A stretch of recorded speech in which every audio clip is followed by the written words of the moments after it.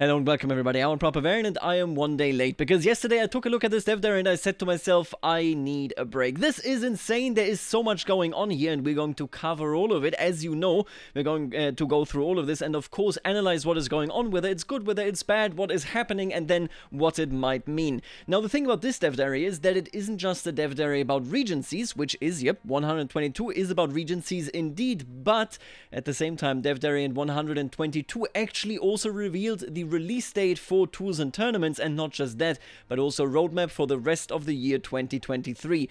We're going to start with that and then jump into the dev diary itself, so just, be aware of this. There is a lot going on here and a lot to learn about, so definitely grab some food, grab something to drink, and then enjoy what is going on. So folks, let's start with this right here. This is the season pass for CK3 for 2023. It is called Chapter 2, and I think that gives you a pretty good impression. CK3 is getting this season pass, and not just that, but we're also getting an actual roadmap that isn't actually here.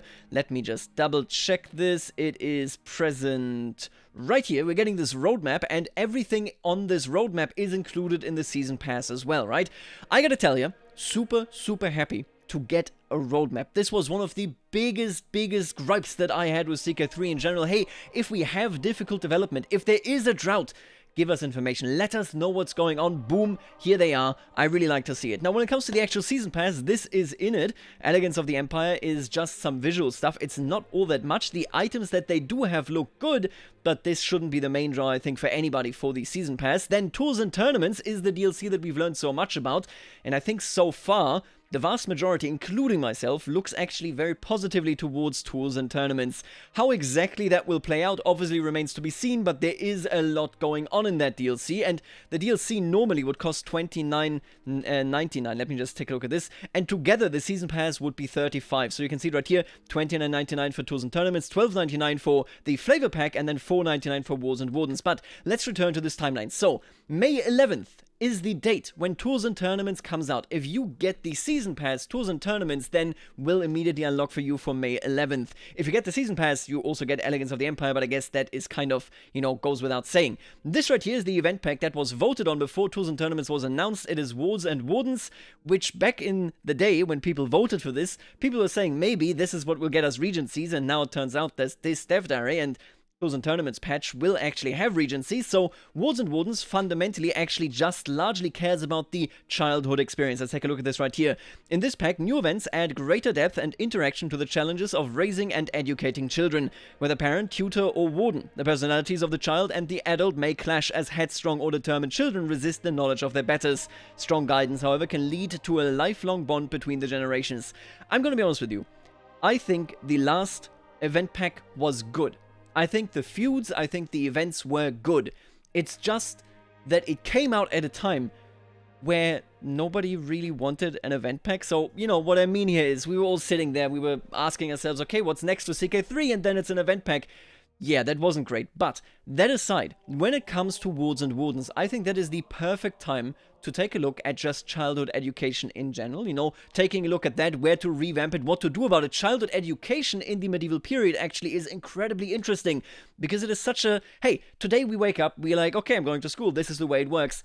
In the medieval period, there were different understandings of how to educate, for example, an aristocratic child or a lowborn child.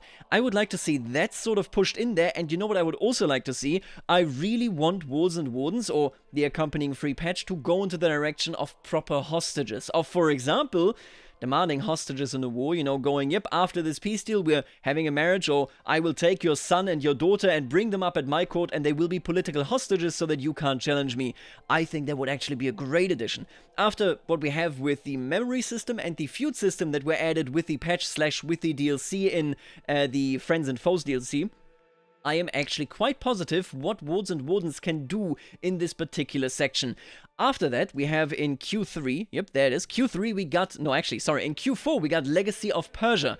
Legacy of Persia is a flavor pack, and it is the last DLC, or it will be the last DLC for CK3. So 11th May is the release of Tours and Tournaments, then at some point in Q3 will indeed be the event pack. I assume fairly early, let's say, I don't know, September, right? August, maybe something like that. And after that, then we indeed... Wait, I mean, September is the end of Q3. Listen, don't worry about it, okay? And then after that, we have Legacy of Persia, which I would expect in November, December, somewhere around that point. We, with Legacy of Persia, have something that isn't what many people ask for. And hear me out here, right? Even if you are in favor of Persia, because I gotta tell you, I love the region in Persia. I think the history in the medieval period is insanely cool, and I loved playing there as Armenia in CK2 was my favorite place, because you would always have these people coming in and out. You first obviously had the Seljuks, right? Then you had the Mongols, you had the Timurids, all these forces sort of pushing into you, and you needed to resist, you need to become a real mountain amongst the storm. And I really enjoyed that area, but in CK3, the Seljuks don't come in 867. The Crusades aren't exactly playing out the way they are, and the big threat, right, between, for example, the Eastern Roman Empire and then the Seljuks wasn't really present. Legacy of Persia is something that I wanted. Now, it has to be said, Legacy of Persia is not, for example, trade or the Empire rework. I'm going to be honest with you. I think it is entirely solid to say I would like these things instead of, Legacy of Persia. We're going to go into what that actually is in a second. I just want to mention the following thing. When I read this yesterday, I looked over this and I said to myself, honestly, is this enough content? Is this cool? And I slept over it and I woke up and I said to myself, holy crap, pardon my language, but this actually is a completely fine content load in my own perspective. It's just that my initial perception is so different, because think about it, this game released in 2020, it's 2023 and we're getting chapter 2. Obviously it feels insane to look at that and say, where are X and Y mechanics that I really wanted? Now, I'm gonna be honest with you. I personally, after considering that and after taking a look at that, right, I'm actually really happy with the content load that we're getting here for 2023, if this all works out the way that it is promised. Let's hope that it does, because this puts us right where we ought to be in terms of the content movement, right? How quickly we're making progress here into more mechanics, into more flavor, and so on and so forth. I'm actually really happy with, under those circumstances, obviously the last few years were quite dry, but under those circumstances, I'm really happy that the next flavor pack is in Persia, because that is such a vital, such a massively important region for many different reasons, and giving it love, I think, will basically change many things dynamically. If you all of a sudden have stuff going on in Persia, that means the Eastern Roman Empire has something going on. If you got stuff going on in Persia, that means the Caliphs, that also means the Crusader states got things going on. And that is exactly what I want. So I'm actually incredibly happy, I gotta tell you, surprisingly to myself, that we're getting this as the next flavor pack in Q4. Now let's take a look at what Legacy of Persia is actually about. This upcoming flavor pack focuses on the struggles for power in the lands between the Euphrates and the Indus, as the power of the Abbasid Caliphate starts to fade. I find it interesting, there's two interesting things here. I find it very interesting that the Abbasid Caliphate starts to fade is in this sentence. It might just be marketing speech, don't take it too seriously, but that implies that this flavor pack might be more focused on 867 than 1066. I reckon that 867 is where most people start playing anyway, just because, there's this tendency amongst players that you will start playing wherever you get the most playtime, even if you start playing 200 years in, no matter what, right? But basically, maybe that is what is going on here. I really hope that this carries forward towards 1066, though, because revamping the conflict, between the Eastern Roman Empire and, of course, the Seljuks would be amazing. Would be a great fan of this. The other thing that I notice is this word right here, struggles. I mean, come on, how much more apparent can you make it that there's going to be a struggle? I'm excited for this. I think the struggle system is one of the best, most mechanically sound systems ever. I've been playing, and I haven't uploaded anything yet, but I've been playing a whole bunch of the Fallen Eagle mod, and man, the struggles in that mod are so good. I seriously love it. Now, with that being said, I hope that the struggle is interesting, because the struggle in Iberia benefits from the fact that the people participating in it are largely already present, right? Sure, you can invade, you can be Norse invaders, but in Persia in particular, we're looking at a situation where the Turkic tribes invading time and time again make for a very interesting situation where, rather than just involved primarily mattering, involved and the sort of intruders matter in equal parts, if not the intruders even more. This is something that I want to see explored on, man. I gotta tell you, I'm really happy with this particular direction. Again, as I said, a big fan of Persia as the flavor pack. New government and religious forms are introduced to highlight the history and culture of this dynamic region. Love it. I love this so much. I think a new government direction, maybe, oh my god. Do you think so? First of all, every DLC comes with a free patch. Wards and Wardens, I said, I would love to see hostage mechanics, right? I would love to see more free childhood mechanics, maybe. Legacy of Persia. Think about it. Tours and Tournaments is giving us the travel, all that basic stuff, right? Is in the free patch. Legacy of Persia I would like it if they give us new government forms and religious forms and maybe go over those systems in general. I don't know, more modular government forms. Oh man, okay, listen, I don't want to go too far in the thought experiment here. But from my point of view, I really like what is coming in 2023. Obviously, it is sobering to see Chapter 2 in 2023, you know, so, well, 2.5, 3 years after the game released, but hey, it is what it is. Now, price-wise, I honestly don't have too much to say. I think $35. I don't know. I know that we talked about this front and center when they did change the prices, and obviously it's never good when the prices change, but I went back and I took a look when I did the tier list for the CK2 DLC. I went back and looked at the pricing then, and I was stunned. And do not take this as me defending the pricing of anybody. Fundamentally, the company is the one that has to justify the price, nobody else. But I was stunned by the fact that the Old Guards for CK2, if you bought the unit pack, the portrait pack, the music pack, the shield pack, if you bought all of these and the DLC, the total price back in 2013 was €23, just for the Old Guards. In light of that, I don't know. I've been a bit more cautious since I noticed that when it comes to the pricing here. I think $35. I don't know. It's clearly, obviously, it's cheaper because Tools and Tournaments alone otherwise is $29.99. You get Elegance of the Empire for free. There's quite a couple of assets, I guess. That is really how to phrase it. I don't think anybody should buy the season pass here just for Elegance of the Empire, but it's certainly just something on top. I think the pricing seems fine to me, but you have to decide this on a personal basis, and I would always urge you to not buy anything that you could regret.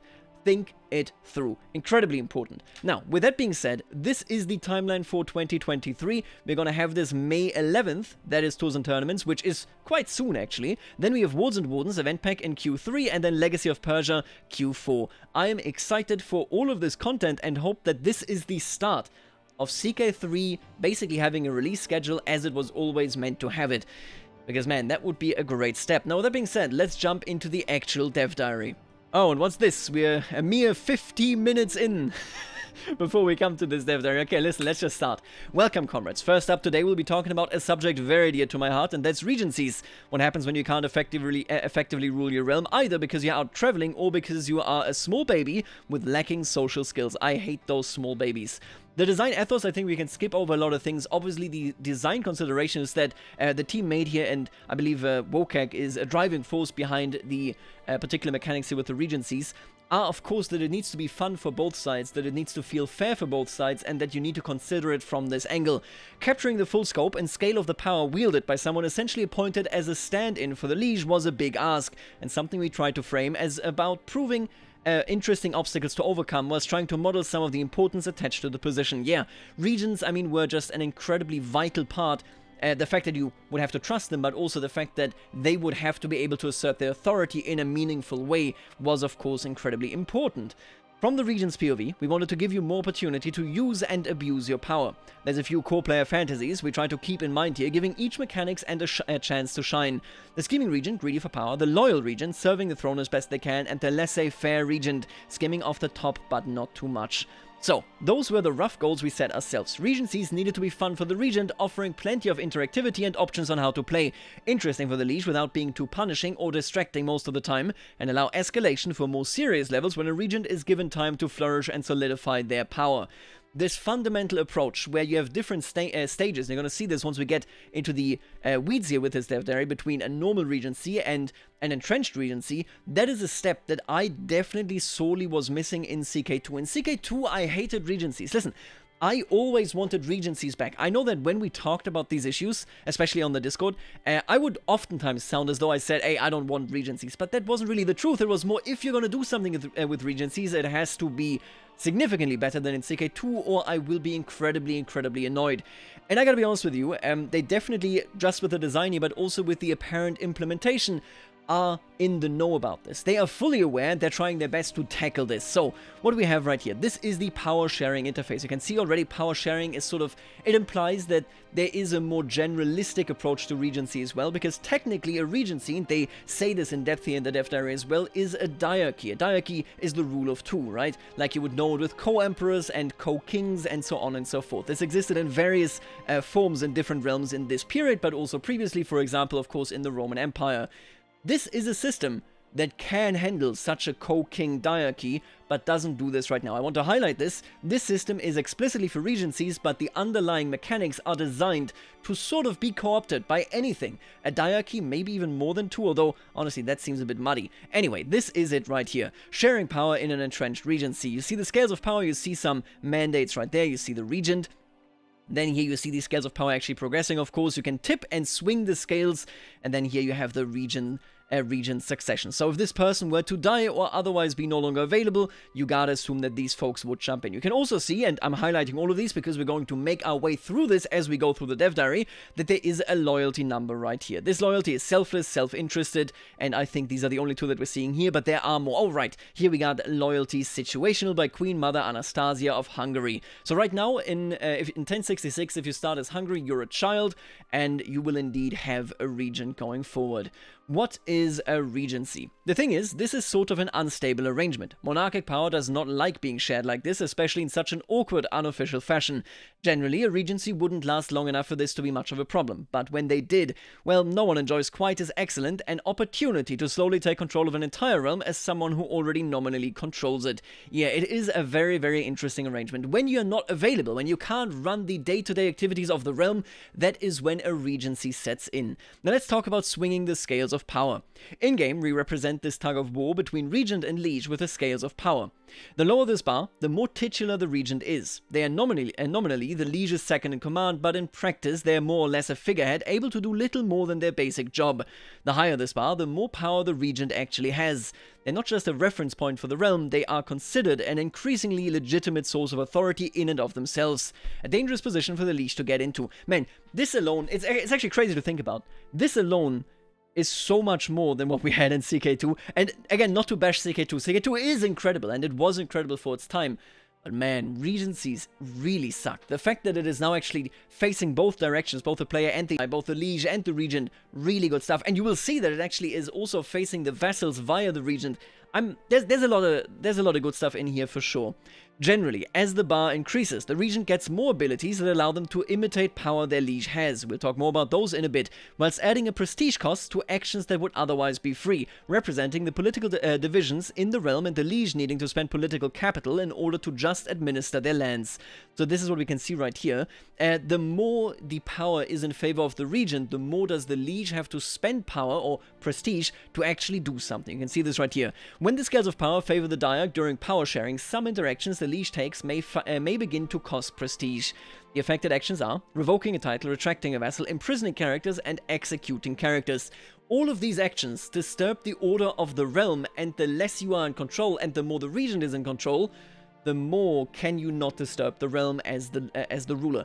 I think this is very intuitive, which is important to me. See, the one negative thing that I actually see in these regencies right now is that this scales of power, it seems very gamey, and hey, it's a video game, this is a mechanic, fully understood, right? But when I look at these scales, you have very distinct levels, very well-defined levels of how to establish your power, of how much you need to go further to then actually take a particular action. This is always the case, but I feel like, I don't know, there's a drawback in the struggle that we have in the Iberian struggle that I think is a very good comparison for this. The drawback in the Fate of Iberia struggle, and you will know this if you've played there, you will know this if, for example, you conquered the entire peninsula and then couldn't end the struggle.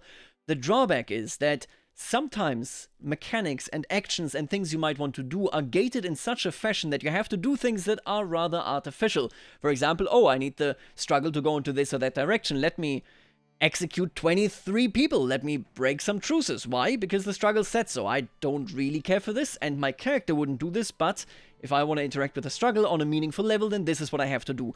My worry, and this is just a preemptive worry, I want to voice this so, you know, that everybody is aware of this in case this becomes an issue. My worry would be that this scales of power might become a bit too arcadey, because as I look at this, right, I'm like, oh yeah, I want to deny my liege this and that, I need to do X, Y, and Z to do exactly this. I don't know. I think when I think of other mechanics, for example, right, there are some more elegant ways of doing it. I like hooks, for example, in general. I think hooks the way they're implemented make it very versatile. You have a lot of choices of what you can do to reach your target, to get a hook, for example. You can fabricate goals, you can make sure that, you're in a position where you can demand something from them, you can try to find, fabricate secrets, I mean. You can find secrets about them, right? You can bring them into a position where they like you a lot, and then you might not even have to utilize this. I hope that it's the same here. I'm just worried, especially looking at Fate of Iberia, that you might be driven to a bit of an artificial playstyle. Again, this is something that I just see in the Scales of Power mechanic. You can see it right here as well, in my opinion, at the very least. Most regions will thus want to keep this bar as high as possible, whilst lieges will want it nice and low. In order to actually affect it, both liege and regent have an interaction allowing them to trade various currencies, gold, prestige, and piety, for a bit more authority in the realm, using the influence they've accrued elsewhere to sway people to their side of the aisle. I'm not in love with this, okay? So this is basically, let's say you're in a position where the regent has a super high scales of power situation and you want to bring it down. You are the ruler and you swing the scales of power by paying Atabey Kawurd. And Atabey Kawurd loses 10 opinion of me. Am I paying him piety, prestige, and a hook here? I don't know. I think I would like it if instead, and you can see this here, this is a swing, right? This occurs just via 20. Maybe I'll unlock a different level and then I can immediately do something else. I would prefer if, like, this was a trending thing. Similar to how, for example, piety will trend, cultural acceptance will trend, right? If I could just go and say, hey, you check, here's 20 bucks, and then it says 10% cultural acceptance. I would say that's kind of weird. I don't know. I'm not in love with this. This gives me the impression that there might sometimes be actions that are really arcadey, really artificial, but you just need to do it because you need the swings at the scale of power to swing into this or that direction. Either way, so you have this interaction, be that as it may. Obviously, you need to be able to influence these scales of power. Let's hope that it's not too gamey like that. I just say, oh, this wouldn't do anything because I'm still missing 1 point of the scales of power, so this, I'm not even going to do this. I like to do more things because my character's like, I would like to do this. Anyway, this is the direct interaction if you want to move it quickly. The scales of power always have a natural resting point that they will slowly drift towards over time. See, if we drift somewhere, why can't I, with this interaction, make it drift stronger or weaker or completely in the opposite direction rather than just boom 20. So things will usually trend one way or else equalize, but where this resting point lies is situational. For instance, if the liege is a recently grown adult trying to shake off an overbearing region from their childhood, then the resting point will strongly favor the liege. I love this. So you're a child, you will immediately be, they say this later as well in the dev diary here, of course, you will immediately be in an entrenched regency, and then once you're grown up, the regent doesn't just go goodbye, the regent goes, no, I'm running this realm, okay? And you need to work against that. I love that. I really, really do. And the earlier you obviously work against that, the better you will be off, and the better you can trust your region, the better you will also be off. This is a great part of the mechanic. I'm not but yeah, this is amazing. Now, let's talk about mandates and strife. So we know that you can be in a regency, and you might have to pay off your region, and if you're the region, you might have to pay off your liege to be a better region and get more capabilities. The stronger the regent, the weaker the actual liege, because they will have to pay prestige for certain actions, and obviously they can't just get rid of the regent, because it might be an entrenched regency at that point. Mandates and strife. For the liege, that covers things. Their best ways to affect the scales are to influence them directly and to put themselves in a position where regency would no longer be necessary. For their regent, though, there are a few more options. So, this right here, fill coffers extra gold, free domain development, and feudal contracts adjusted in the liege's favor. I find this very interesting. It's basically like counselor tasks, except you as the player actually get to interact with it. I like that a lot. Mandates are generalized tasks the liege can set for their regent. Think of them as a bit like council tasks. Someone has a job, you tell them what you'd like to focus on in their job, but then how they do it is at their discretion. On the regent's end, you'll receive events related to your mandate, generally giving you the option to serve the realm dutifully, split a benefit with your liege, or even steal it entirely, or bunk off and ignore the important job you were given. Particular skills and traits play into both how good any given character is at this and how their AI will react to events. Yeah, see, this is it. I would like to play a character that always tries to skirt his methods, but I can't really do that if I want to do anything with the regions. I don't know. Maybe my concerns are unfounded. Splitting a benefit gives you an appropriate short-term boost. Bunking off means you don't have to worry about potential costs or challenges, but serving dutifully reinforces the connection between you and the realm in the minds of your fellow vassals generally, at some personal cost to yourself. The upside is that this, in turn, swings the scales and power in your direction a little bit more. So the liege Maybe it's just a liege interaction. Maybe only the liege can swing the scales of power. Well, anyway, the liege will pay you off. You, on the other hand, can actually do good work, and people would go, yeah, this guy should rule for sure. Interesting. I like this a lot more than clicking the button to move the scales of power. But then again, I guess if you're a child, what are you going to do, right? Like, if you're a child, how are you going to get rid of this unless you just pay money? Something like that anyway. As the acting regent, obviously you are more active, you're more proactive. There's definitely a more proactive angle here for the regency than the liege, which makes sense. I will say that is fair enough. Fulfilling a mandate isn't without its perils though, as using your liege's power even on their behalf when you're not the liege can cause a lot of friction with your fellow vassals. Ultimately to them, you might be a regent, but your job isn't to overstep and boss them around. It's to mind things quietly and leave them alone till the liege can resume control. And this is when strife opinion comes in, and I really like this. Strife. Strife is an opinion penalty for the diarch by their fellow vassals. Strife occurs when the diarch uses their borrowed powers or in mandate events, as the diarch does not have the same authority as their liege. Instead of this just being between the liege and the diarch, so the regent, you're looking at a situation where this immediately also concerns the vassals directly. First of all, your abilities of what you can do as a regent obviously concerns the vassals. If you retract someone, if you try to execute somebody, if you try to imprison somebody, but this, any action you take may make it so that people generally look at you and say, wait a minute, this guy's regent, he sucks, he's really bad. This is a great implementation to connect the three layers of the realm: liege, regent, and obviously every single vassal. Strife operates a bit like tyranny, but per the image, affects your fellow vassal's opinion of you rather than your subjects. Whenever a regent abuses their power or even uses their position, they generate strife. Unlike tyranny though, strife doesn't go hand in hand with generating a huge amount of fear in people. You might have a tyrannical liege but be too scared to do anything to them, but if something were to happen to an unpopular regent, well, any other vassal could be up next, right? To that end, strife affects how likely other vassals are to start or join schemes against a character more than many types of opinion. A regent who acts too much has a lot of unique opportunities but may test the patience of their colleagues. I love this a lot. I really, really love this a lot. This is an immediate sort of response to a regent that is incredibly powerful. You have your options as a vassal. You can simply get rid of them, and it will be easier the more, of course, they are active. This feels very, very good to me. A throne fit for two. Most commonly, you will enter Regency when you leave your portion of the realm for some reason. Maybe it's a feast in a neighboring realm, maybe you've been kidnapped by a foreign power. Your portion is defined as your domain and the lands of your vassals. So, if the King of Bavaria goes to a feast in Bohemia, that would still trigger a Regency, but if the Holy Roman Emperor does, it wouldn't. Makes sense to me. These, technically, I guess you could argue, hey, as soon as you leave your castle, as soon as you leave your domain, you should probably, but hey, that doesn't really, I mean, it's just too cumbersome, I think, if all of that always activated a regency. These regencies aren't too dramatic and don't offer the regent too much opportunity for shenanigans, sort of akin to house sitting. The regent's job is to keep an eye on things, proverbially watering the plants, feed the pets, etc. till their liege returns in short order. The regent can try their hand at embezzlement, maybe imprison some rival vassals that annoy them, or justify some trumped-up claims to a few titles, depending on how much they can swing the scales in their favor. As soon as the liege is back in their realm, they can dismiss the regent at any time. So this is a normal regency if you are an adult and you're traveling. Maybe you've been kidnapped in the Holy Land, your name is Richard the Lionheart, that sort of stuff. But what if things don't shake out like that? What if the liege is waylaid on the route home, or some foreign power refuses to let them return to the realm?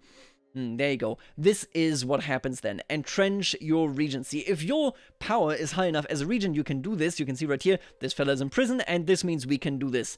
Effects on High Chieftain Munis ibn Yahya of Kairouan. This is in North Africa. High Chieftain Munis' power sharing transitions into a regency. High Chieftain Munis of Kairouan's regency scales of power swing is set to 60 and loses 20 opinion of you. This is when you entrench it. Once a regent entrenches, they, the liege, and everyone else have to recognize that they've got a lot of power at their fingertips. The scales shift back down to around the midpoint, and in exchange, the regent unlocks a whole raft of potential new abilities, letting them act almost as though they are the liege, revoking titles from fellow vassals, retracting vassals, imprisoning people they don't have direct control over, and so on. Whilst the liege starts paying prestige costs on some things that were formerly free. Right, so this is when the mundane actions come in. We are looking at this at a stage 2, I would argue, of regencies that differentiates itself from being something you actively need to work for as a regent, and that isn't viable just because you left the castle. Okay? Yeah, your regent can do some things if you just go to a feast in your neighborhood, but unless you're a child, unless you are incapable, unless you are in prison for many, many years, Entrenched regencies, stage 2, the sort of big brother of a normal regency, doesn't kick in. But once they do, they will threaten you. I like this. This sort of progression that you can trace, where you can look at it and say, this is where it all went wrong. I really like this. This is a great design behind this, I think, when it changes the dynamic further. Were you wondering why I didn't mention children or incapable characters earlier when talking about how you enter Regency? That is because when a regent is called to serve for such characters, everyone knows that they are intended to be in it for the long haul. When a child inherits or a character becomes incapable, they immediately enter an entrenched Regency. Boom. That is a big, big threat. All of a sudden, being old or having a bad setup sort of succession will be dramatic, because you will immediately be in an entrenched regency. They don't even need to work for it. If you go out and you fight and you get captured, you will be like, okay, I see, I will ultimately get a regency, or an entrenched regency, but these two immediately kick it off. This is a new difficulty factor that I definitely like. If an ordinary regency is akin to house sitting, then an entrenched regency is more like having a housemate you're having problems with. Right, borrowed powers and you. Let's talk about these. Alright, so you're the regent. Maybe they're entrenched, maybe they are not. Either way, as they continue to swing the scale of power in their favor, they'll unlock more and more interactions. Let's take a look at these. These interactions can model relatively minor or benign forms of corruption, or some things as severe as title revocation from co-vassals. That might sound like it would be a smidgen problematic for their liege, depending on who their regent tries to have a go at. Select title to revoke from Count Archambault IV. So we would revoke Bourbon. King Philippe. Oh, no, okay, this is something else, actually. Or rather, so if the liege tries to revoke it, if the regent tries to revoke it, the liege can veto it. If the liege vetoes, the liege takes or has to spend prestige. The liege gets more opinion from the vassal he just protected, and the count loses opinion of the liege, right? Obviously, because the liege, of the regent, because the regent just tried to revoke a title. What I can see here, and this is just the on veto effect, maybe on accept, on decline it's different. I don't see this is what I'm talking about. I don't see this impacting the scales of power. Where mostly what I'm saying here is, if I am the regent, first of all, let's say I'm the regent and I could pay you to move the scales of power. That feels very artificial to me. If I instead am the regent and I make it happen, I revoke somebody's title with the regent powers, shouldn't that shift the scales of power naturally more into my favor? Maybe it does and it's just not mentioned here. But yeah, again, to come back to the Fate of Iberia thing, you do a lot of things, or you have to do a lot of things under certain circumstances in that DLC and in that struggle that aren't necessarily natural. Right here, wouldn't it be natural? Boom, scales of power, right? I don't know. I really like what this is all about, that the liege can say no. That is an amazing feature, that as the liege you can get involved in, so no, you can't revoke that title. But if it does go through, shouldn't that move the scales of power? Maybe I forgot about it, but let's just read this in case it's mentioned here. Well, fortunately for the liege, because they are the ultimate source of authority, and many of the more serious interactions still have to go through them first. This allows them a chance to veto serious power abuses by their regent, if the liege has the prestige to spare. If both the liege and the recipient accept, then the interaction goes through as usual. If the liege accepts but the recipient refuses, then the regent generally gets a choice on whether to back their claim in war or back down, whilst generating a criminal reason on the recipient for both them and the liege. Their punishment for disobeying the laws of the land, right? It is, man, it's going to be difficult as a vassal. I like that in particular. See, this one I love. If a regent does this to you, it's going to be really difficult for you to say no. Because ultimately you are going against the laws of the land, right? That is a risky choice to make. This lets even a landless regent cause some trouble in the realm. So even if a landless regent demands it gets rejected, that still counts as breaking the law, and the vassal that just gets impacted by this would be imprisonable, right? The intention here is to give lieges some agency over what their regent can do, without letting them hard block everything, whilst requiring vassals to make a harder choice on whether to give in to this type of political blackmail or stand strong and hope. I really like this. Yeah, no, I'm missing this here though. What I would love to see is that if I succeed with any of these borrowed powers, that people will perceive me more as being in control of the realm. Boom, scales of powers switch towards my direction, right? I would like this. If I, as a liege, decline this, it should move the scales of power away. I'm not sure. Maybe I'm not seeing it. Maybe it's just not shown here. But I would love that. I think it would be great. Core loop. Regent revoke title. Right. The most important tool in the arsenal of any regent is the ability to revoke titles from co-vassals. Naturally, the liege gets a veto, but an important additional hurdle for the regent here is that the regent also requires a claim in order to even select a target. Right. Let me just see here. You generate strife, because if they accept this is an abuse of power. You generate strife. I don't know, though. Obviously, yeah, sure, you're misusing it, but it is asserting authority. I feel like the scales of power, if the liege doesn't say no, like if he doesn't veto it, yeah, I don't want to get stuck on that point though. Regent revoked title is only available around the midpoint of the scales of power in an entrenched regency, so not too threatening before that. So there is no need to worry about the realm's boundaries getting redrawn every time you pop over the border for a feast. Then we have legal meddling. That said, when you're both one of the realm's greatest magnates and its temporary head with a convenient scapegoat above you can vaguely pin the blame on, there is a lot you can do to forge claims a little faster than usual. So, a new form of getting claims. Twist the law via your learning, gamble some political prestige, and commit significant political prestige. These are basically 3 options.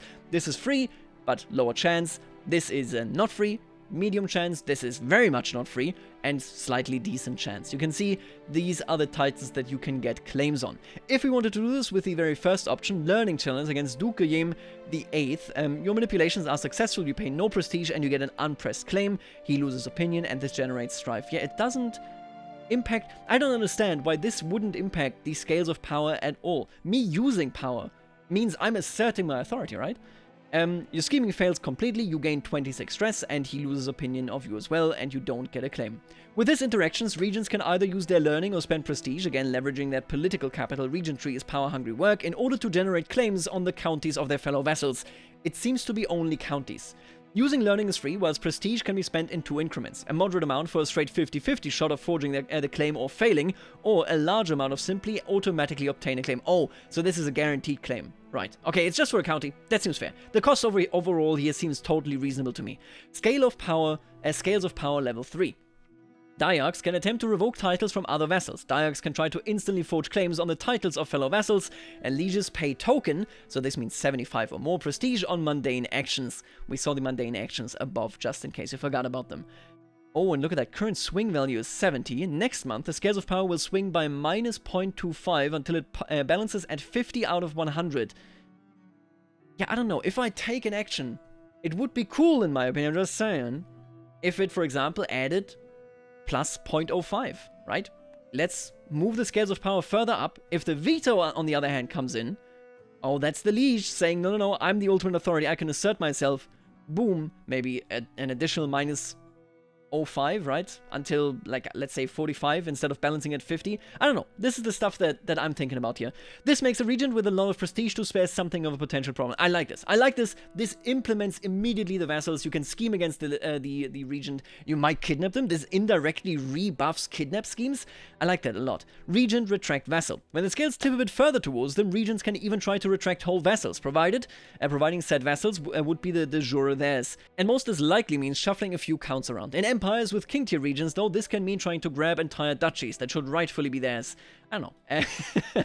I like this idea, but as long as AI vassals just give you your land because you de jure have it or should have it, you know, are you really going to use it? Anyway, bells and whistles. Regent imprison. Alongside the main revoke, medal, retract cycle, regents also have sundry other powers to make use of. One of these is the ability to imprison characters in their liege's realm. This includes fellow vassals, but also the courtiers of those vassals, guests passing through, etc.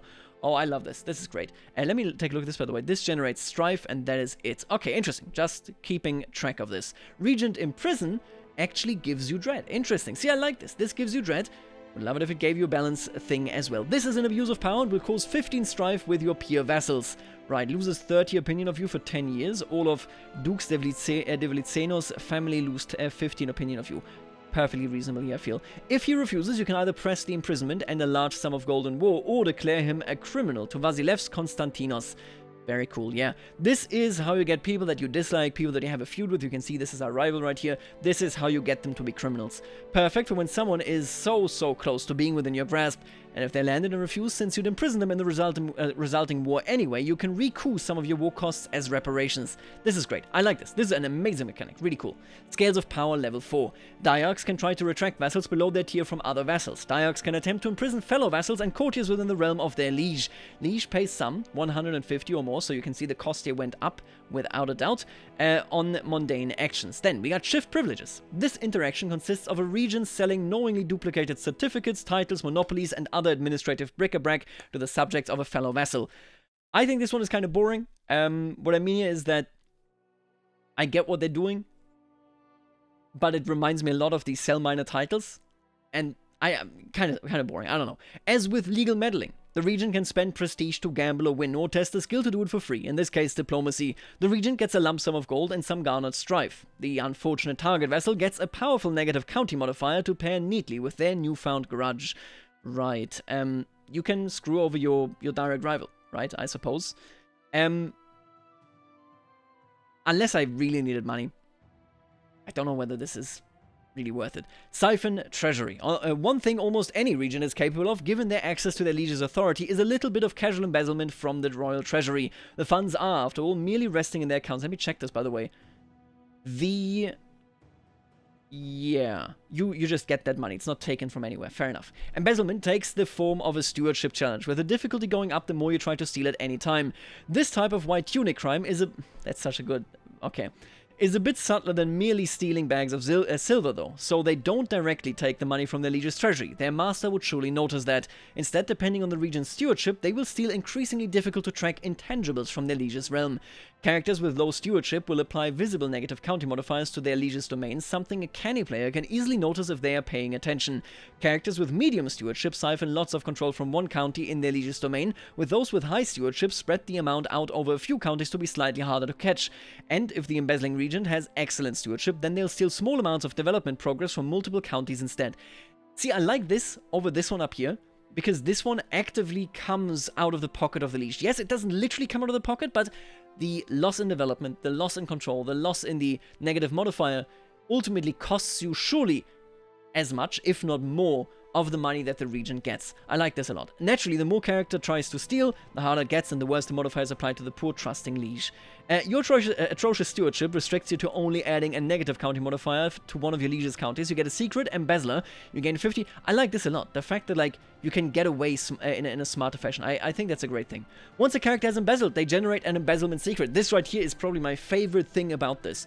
Each embezzlement secret tracks how much the character has embezzled from the target in total.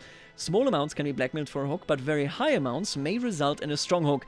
But you may well be asking why. What's the worst that can happen if you're discovered embezzling? Well, unlike many secrets, you can definitely put a price on the harm caused by embezzlement. A handy, convenient price. So if a liege catches their regent stealing from them, they can demand restitution in full. According to my vassal, Duke Stevlitsenos, my son and heir Prince Mikhail has been secretly stealing from me.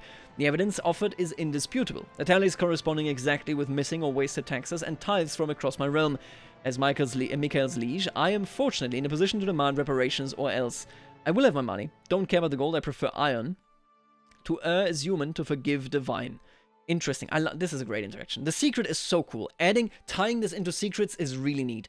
Maybe there's been a war, rebellion, or just some preemptive partition, though. Maybe the embezzler is under a new liege and thinks they're safe from the old one. Well, regrettably, a nice lump sum of reparation money can be a very enticing offer to split with a new liege. To the illustrious Emperor Salomon, Prince Mikhail has stolen a large quantity of gold from me, something I have no way to get back without your help. I implore you, I demand recompense from your vassal on my behalf, and you can keep half the gold for your aid. I love that. You can track that down, okay, and send a message to the new liege. This is the interactivity and the connection to hooks, to interacting with other characters in other realms that every mechanic should have. Really big fan of this. Well, it's only what you're owed after all. You shall have the sum in full, or this sounds like a personal matter. Of course, an independent embezzler has no one to fear, if they can manage independence. Alright, let's continue right here with subsidize liege authority. Borrowed powers are all about using a liege's authority to benefit the regent. That is, assuming the liege actually has any authority. After all, if the king can't revoke a title, how can his regent hope to? Regents desperate for power can thus offer to help subsidize the liege's efforts at centralization, paying prestige to help them increase their crown authority whilst taking the social hit of being the realm's stooge. This one is really, really odd for me. So basically, 35 strife, meaning 35 opinion with your co-vassals, that's a lot, right? And it ends up with higher crown authority, which if you are no longer the regent, would be really bad. I will choose this option, I'm certain, for roleplay purposes, but man, that's crazy. Why would you do that? Why would you make your liege stronger unless you know you are going to become the new liege? Which there is an option, which is really cool, but this seems really, really limited as an application case. You can see here has convenient scapegoat, gives higher opinions overall. That's quite nice. Own vassal contract. I mean, this is a no-brainer, right? Really, really cool. You can use your borrowed powers to change your own vassal contract. I love that stuff. That is really, really neat. Ending regencies. Let's talk about this because, again, as I said, you might, want to become the liege instead, and the liege obviously wants to get rid of you. Most regencies are nice and easy to remove. Providing you're an adult with your own realm, not currently traveling, you can remove them at any time for free. When you return from travel, they will generally be dismissed automatically even, though there is still a manual dismissal button for things like being released from a foreign prison. Entrenched regencies, though, have had more time to coil themselves around the levers of power. Administrators, clerics, staff in the royal household, the nobility, some from all of these classes support the regent's access to executive power, and removing them is not quite as simple as writing a thank you letter. At the uppermost levels of the scales of power, the regent is so influential that their liege can't even broach the subject seriously, and drastic actions may have to be taken to regain control. Here we can see significant, so this is level 5, the significant amount of prestige for mundane actions is 250 or more, and then lieges can't try to dismiss their regents. Next month, interesting, will swing by minus 0.25 until it balances out at 0. I guess this is what happens if you are an adult who's not traveling or in prison. It just automatically starts decreasing. Below this, the liege can attempt to offer their regent various gifts to speed their parting. Depending on the regent, they may prefer different types of gift or even be happy with none at all, but if they decline, they are merely delaying the inevitable. The mere act of a liege trying to enforce their authority on a realm is deeply corrosive to a regent's control and will start to swing the scales against them. Your entrenched regency scales of power swing changes by 35. Right, so if this is declined, the regency swings more in favor of the liege. And you would be offering gold here. You could offer piety, renown, offer favor, or offer nothing. I like this interaction a whole lot more than the other one, because this one actually has a point if you fail or if you succeed. The other one just happens to move a number around. I like this. I think this is cool. Does it say... Oh, right. It would say on accept how much gold you're actually giving. I wonder how much gold that is. That ought to be quite a bit of gold here. In turn, if the regent isn't careful, eventually they will completely lose the ability to resist and risk getting nothing. So... you might want to say no the first time, try to still do whatever you can with your regency powers, and then the second time you might want to say yes, just so that you don't get nothing out of it. Interesting. Diarchs can try to give negative counter modifiers, right? The entrenched regency needs the regent's consent to be dismissed, so this starts at level 2. At level 1 you can just be dismissed, at level 2 you need consent, and at level 5 you can't even ask to be removed. I like that. All that stuff seems really solid because it makes it so this is really the power struggle. Instead of me just saying I click a decision and boom, the power struggle has moved, this is the actual power struggle between me and the regent. Big fan of this particular exchange right here. Discharge entrenched regent. Right, gains a weak hook on you, gains 15 opinion, and he would say yes because he is a loyal servant. He might get nothing otherwise. Oh, the AI considers this. That is so good. Because the AI knows that if I say no here, I might go into the direction where I don't have any authority anymore, and he can just dismiss me if he wants to. Your diplomacy, his diplomacy, opinion of your personality, current scales of power, and offered recompense. Yeah, that's cool. I like this. This is very cool. So you can get rid of this if you pay them, and yeah, I mean, makes it even more worthwhile being a regent and not necessarily going against your liege, even if it is entrenched. Coups. The threat of a coup by your regent is, in essence, something you will always see coming. You can see who your regent is, you can see what they think about you, though we'll get to regent loyalty in just another couple of sections. You can see them working their way up to the scales of power towards the point where they can give this a try. It's less of a sudden shock and more about rising dread. Yeah, perfectly fine. Anatomy of a coup. To start preparing a coup, the regent will need to almost max out their scales of power. This unlocks access to all the resulting content, giving the liege a solid way to fight back against even a very incipient coup. Unfortunately for the liege, ticking below this value doesn't invalidate the prep work a regent needs to do to proceed, so as long as the regent is persistent enough, they will find a way. Level 6 right here. The Diarch can issue an ultimatum to their liege, demanding permanent transfer of rule if they can convince the majority of their liege's powerful vassals to support a coup. I love this. This is so damn cool. Being in a position where you can actually become the ruler of the realm without a civil war, without an outside war, without even a claim to the title. It's just that since you have ruled in such a steady fashion for such a long time, maybe you deserve it. Really cool. This is probably my favorite feature in this entire regency thing, right? Coups are launched via a decision, whilst powerful vassals are invited via a character interaction. Liege pays abhorrent 350 or more prestige on mundane actions. Once the final scale node is hit, the regent gains access to a character interaction and a decision. The character interaction allows him to contact powerful vassals around the realm, offering various promises in return for support. A simple majority of the realm's powerful vassals must support the coup for it to proceed any further. So I get the majority, then you can launch a coup. This is what you can do right here. He's in prison, Harald has been imprisoned, and we are getting other conspirators. I wonder why this isn't the a proper conspiracy. Although then again, if the liege can just be like... No, I don't know. If the liege can just be like, oh, I'm going to swing the scales of power via this one interaction, right? That would ruin the character interaction. But I'm just thinking, right? If these people can be invited and they're still counted, even if then the scale swings, couldn't the plot just keep ticking? Wait. Duke Ogmund joins your conspiracy. As the realm's chancellor, Duke Ogmund's support will deny help to King... Duke Ogmund will deny help to King Harald IV during a diplomacy coup. Ah, right. We're gonna see that in a second. I didn't see this earlier when I went through this. When you do the coup, the king, the ruler, can be like, hey, my counselor will take care of this. But then the counselor might be like, no, I'm not helping you. So you want to primarily focus on the people in the council that are powerful vassals of the choice, of the style of coup that you want to do. Interesting. I like this a lot. Promise nothing, promise a hook, promise a strong hook, promise a substantial payment, promise an extortionate payment. Cool stuff. AI regions have a slightly more streamlined flow for this section. The requirements are broadly similar but sanded back a little and forced to be a bit more active than they usually be, so that they actually pull off the art coup without needing to manage human tier planning. And then here we have the attempt to overthrow the liege.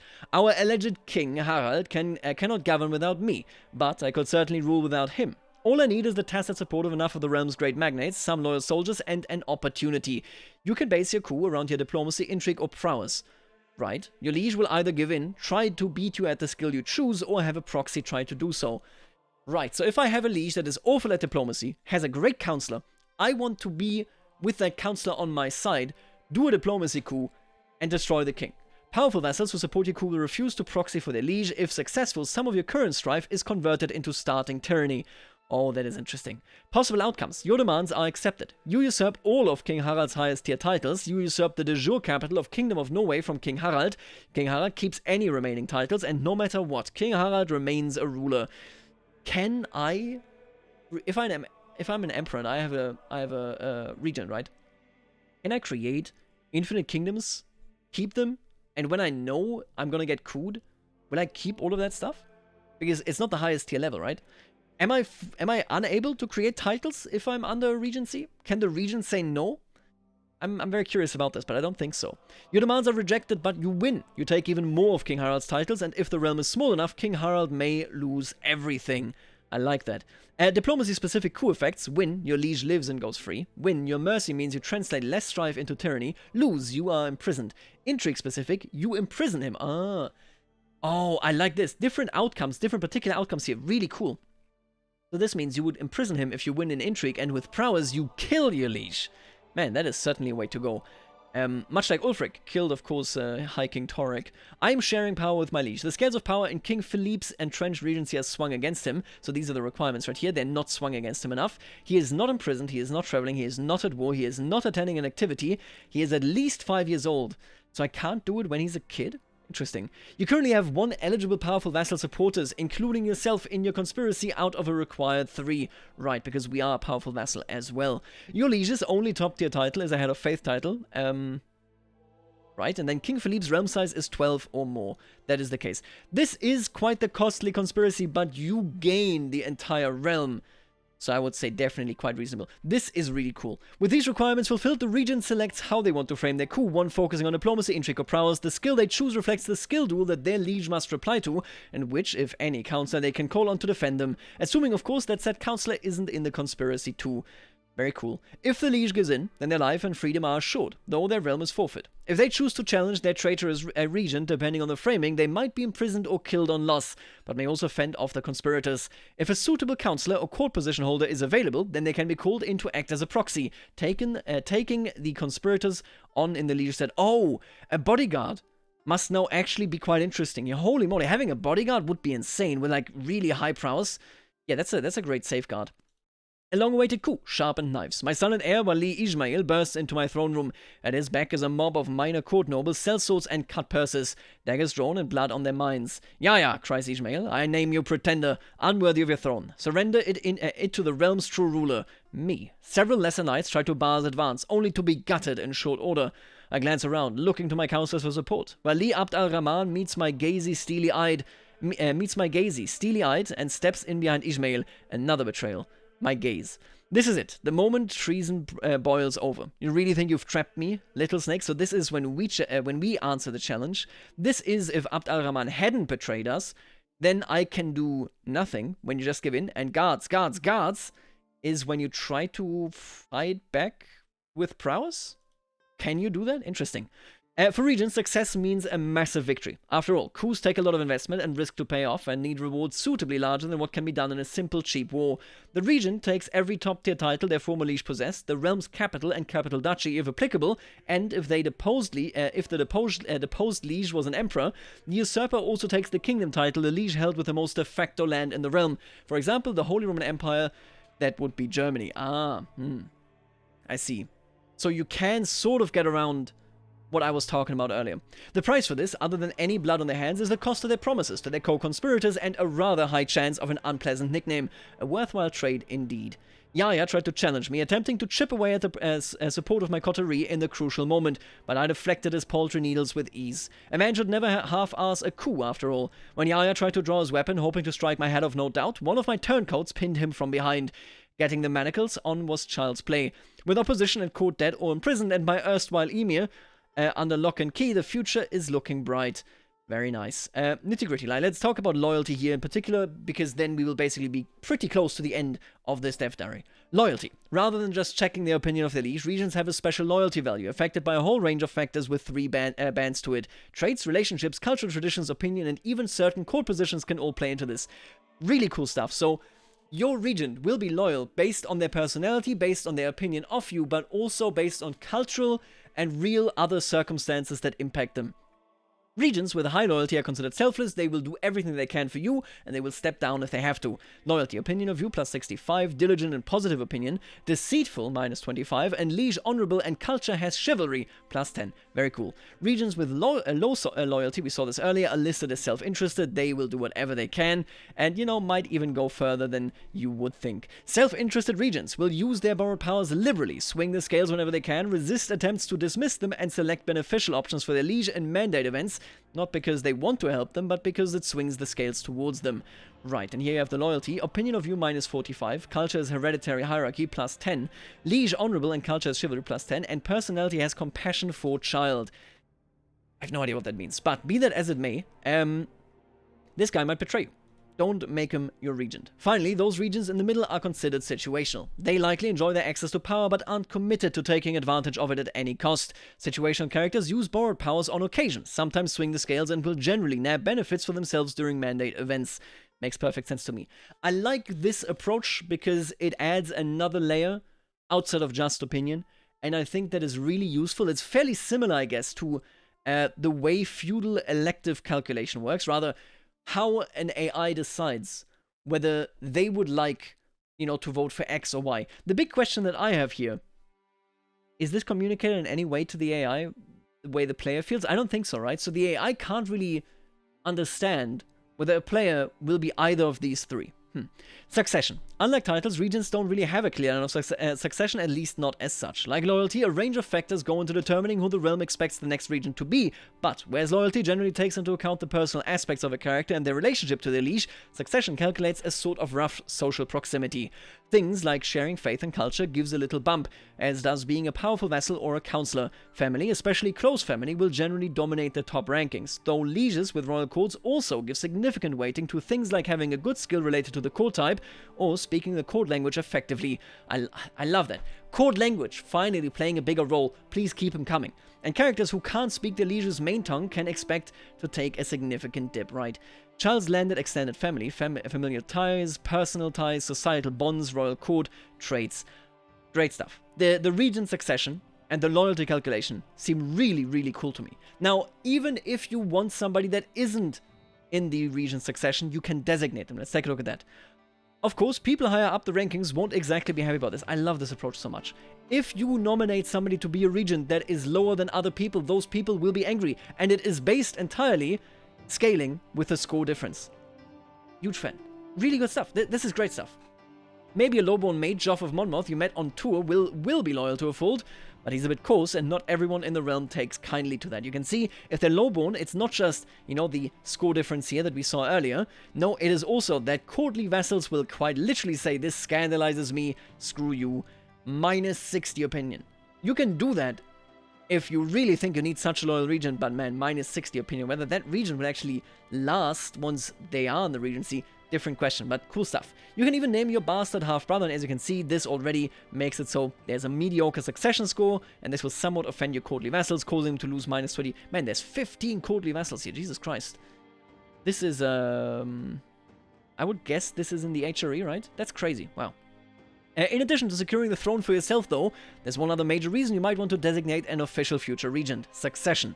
If you die with an underage heir and a loyal designated regent, your heir will receive a strong hook on them, expiring on their 21st birthday. Such a good mechanic that compels the regent to remain loyal for your sakes. It was, after all, your dying wish.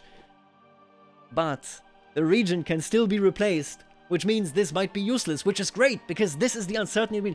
I love this. Succession, there's so many things that I'm really, really happy about. You know what I'm actually kind of missing here right now? I'm kind of missing the, can I host activities in my liege's name? Can I make the liege marry somebody? And the liege can veto this? I didn't see that power. All the powers that we have, well, many of the powers that we have are really cool. I think they were somewhere, I don't feel that strongly about it, but man, if you could marry your liege off, if you could demand a marriage with yourself, that would be cool stuff. Anyway, becoming regent as a vassal. Humble vassals can also proactively seek future regents' status as a regent. In addition to actively working for it by bettering the succession score, they can directly ask the liege to nominate them officially via interaction. Right, declare me regent. Ah, and this would generate strife. Even before you become a regent. Any character with a higher succession score, then you will lose opinion of him scaling to the score. Great stuff. Okay, cool. Fast-moving and very risky, the Overthrow Regent scheme allows characters to attempt to stage an altered kidnapping, right? So, if there already is a regent, you can overthrow them, effectively cooing the regent and installing themselves in their stead. Failure naturally invites imprisonment, but even in success, this is an overturning of the liege's law and is still a crime. Whether it's one the liege feels like enforcing likely rests on the relationship between the liege and their new would-be regent. These are new outfits, by the way. These are new hats in the Elegance of the Empire DLC. My head, where am I? Dukayim? Good to see you still with us, Boudwin, he smirks, tossing a sheaf of papers at my feet. For your perusal. It's a list of the crimes you admitted to as regent before handing your office to me. Thought you'd like a copy. I frantically leaf through the scroll text, page after page of blatant fabrication and willful misinterpretation. I want to deny it all. But I know it'll have reached all of France by now. If you are a regent that generates a lot of strife, you have to be good in intrigue. Otherwise, because, listen, the strife numbers that we saw earlier, 25 strife just to be named regent. I think it was 35 for increasing, what was this? Yeah, here you go. Subsidizing liege authority is 35 strife. So let's say you declare yourself a regent, immediately go on subsidize the liege's authority, which is good for the liege, right? That is a solid 60 strife. Yeah, you need to be very well protected as a liege here, which is cool. I just hope it's not too much. Like, if I'm just a regular old regent, I do good stuff, but I don't do it too intensely. Do I need to worry about strife? Power sharing modifiers. Generally speaking, regents take more stress due to the extra job, whilst lieges gain a bit of an extra stress loss in unentrenched regencies due to being away from the hustle and bustle of rule for a bit. Probably more interestingly to many of you, inside entrenched regencies, lieges gain some extra domain cap, depending on their regent's stewardship. If you plan forward, this lets you account for lost stewardship on future children, or should you get conked on the noggin at a tournament, smoothing out some of these transitions in power. Providing, of course, that your regent still likes you well enough not to get ideas when called to serve. Modding info and behind-the-scenes systems, I'll be honest with you, we're going to skip that stuff. It's really cool. I read this stuff. There are so many opportunities, so many changes, so many diarchy things that can be implemented by modders. I think this is a really cool system. I think we're going to see a lot of usage cases. The Fallen Eagle, for example, immediately comes to mind, of course. Game of Thrones, I mean, come on, let's be real here. Elder Kings 2 as well, for sure. I'm really looking forward to what they implement there, but fundamentally, let's talk about this system. I think, is this better than CK2? A resounding yes. It can't be worse. This is significantly better. I didn't love, and you see them right here, I didn't love all of the power sharing options, right? We got Regent Revoke title makes a lot of sense. Regent Imprison makes a lot of sense. Legal meddling makes a lot of sense. Siphon Treasury makes a lot of... Shift privileges, Regent retract vassal. I don't think this is ever gonna happen. I don't think this is ever gonna happen if you are like the regent. Like, okay, so this primarily, I guess, means you do this if a count is under a different king and you're a king as well. But I don't know. I need to see the usage case for this. Maybe I'm misunderstanding it though. Invite conspirators to a coup, obviously, right? That's cool. Declaim a regent, overthrow regent, dismiss regent, and subsidize liege authority. Overall, I would argue, now seeing them in a list, these power sharing abilities, these borrowed power abilities are cool. I just hope that with as many mechanical finesse is needed, as much finesse is needed to navigate this, that it doesn't become too artificial. That I make choices just because I need that damn balance of power to move into this or that direction, right? I hope that it avoids this. Obviously, it's very, very difficult to gauge this from here. Other than that, though, I'm actually very, very happy with what we have here. Man, this is a long dev diary, but this is interesting from the position of a vassal, because you can directly influence who becomes a regent, and you can overthrow the regent. You can petition your liege for it. Oh man, but they didn't mention anything about, like, if a vassal petitions the liege in this time frame, then you are the ones that is there to do it, right? The regent. If you want to hold court as your liege, why can't I do that? Oh, that would be so cool. I want to hold court. If you wanted to hold a tournament. Yeah, I don't know. The thing I'm missing here is actually sort of like the stuff in tours and tournaments, right? Like feasting, marriages. I don't know. After looking over this and after even sleeping over it, which probably makes me a bit more negative than if I had seen it yesterday, I really, really like most of the implementation in the system. I'm worried about it maybe becoming a bit too arcadey, but even if it is better than what we have right now. But I wish I could even have more directions. That would be so cool, man. Either way, this is everything about Regencies. What is coming next? We don't know. This is part of the free update. Very cool. Very, very cool. Elegance of the Empire is part of the Season Pass. We talked about it earlier. They're wearing this new... I think all of this is new, actually, yeah.